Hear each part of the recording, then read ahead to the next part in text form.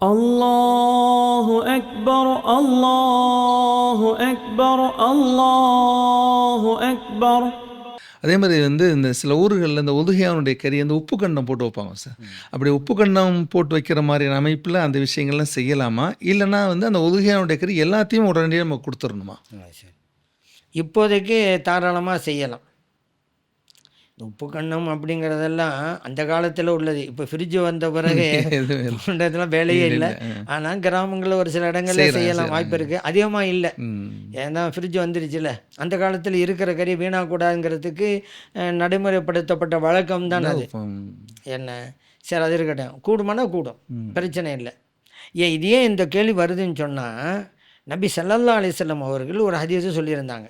ஏன்னா 3 நாளைக்கு மேலே உதுகையா வச்சுருக்கக்கூடாது அப்படி ஹதீஸ் இருக்குது. முஸ்லிமில் பதிவு செய்யப்பட்ட ஹதீஸ். நபி ஸல்லல்லாஹு அலைஹி சொல்கிறாங்க, நான் 3 விஷயத்தை தடுத்திருந்தேன், அந்த தடையை இப்போ நான் நீக்கிட்டேன். 1, ஜியாரத்து செய்யக்கூடாதுன்னு தடுத்திருந்தேன், அந்த தடையை நீக்கிட்டேன். குந்த நகையத்துக்கும் ஜியாரத்துல் குபூர். 1வது, இனிமேல் நீங்கள் ஜியாரத் செய்யுங்க.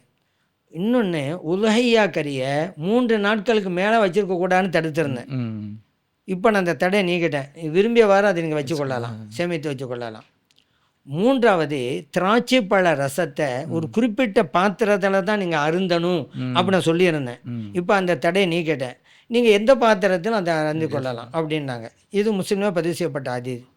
இப்போ 3 நாளைக்கு மேலே வைக்கக்கூடாது அப்படிங்கிற இந்த ஹதீஸ், ஆனால் சலாசலம் தான் நீக்கிட்டாங்களே, அது சொல்கிறாங்களே நீக்கிட்டேன்ட்டு. அது காரணமும் இருக்குது. அந்த ஹதீஸும் முஸ்லிம்லேயே பதிவு செய்யப்பட்டிருக்கு. நபி ஸல்லல்லாஹு அலைஹி சொல்கிறாங்க, மக்கள் ரொம்ப வறுமையில் இருந்தாங்க, கஷ்டத்தில் இருந்தாங்க. அதனால தான் அவங்களுக்கெல்லாம் இந்த கறி போய் சேருங்கிறனால தான் 3 நாளைக்கு மேலே வச்சுருக்காங்கன்னு சொன்னேன். ஏன் 3 நாளைக்கு மேலே வைக்கணும்னு சொன்னால் எப்படியும் கொடுத்தான் ஆகணும், உப்பு கண்டதுக்கு வேலையே இல்லை, கொடுத்தான் ஆகணும். இப்போ அதனால இப்போ அப்படி இல்லை, அதனால விரும்பி வர வச்சுக்கோ. இது முஸ்லீமில் இருக்குது. இதே போல் சஹாபா பெருமக்கள் கேட்குறேன், யாரை சொல்லலாம், போன வருஷம் நீங்கள் 3 நாளைக்கு மேலே வைக்கக்கூடாதுன்னு சொன்னீங்களே, அதே சட்டம் இந்த வருஷமும் இருக்குதா அப்படி கேட்கும்போது இல்லை, அப்போ மக்கள் கஷ்டத்தில் இருந்தாங்க, அதனால் நான் சொன்னேன் எல்லாருக்கும் கிடைக்கணுனால. இப்போ அப்படி இல்லை, விரும்பி வர வச்சுக்கொள்ளாங்க. இது புகாரில் இருக்குது. அதனால் ஆரம்பத்தில் இருந்த சட்டம் அது, இப்போது விரும்பிய வர வைத்துக்கொள்ளலாம், எந்த தடையும் இல்லை.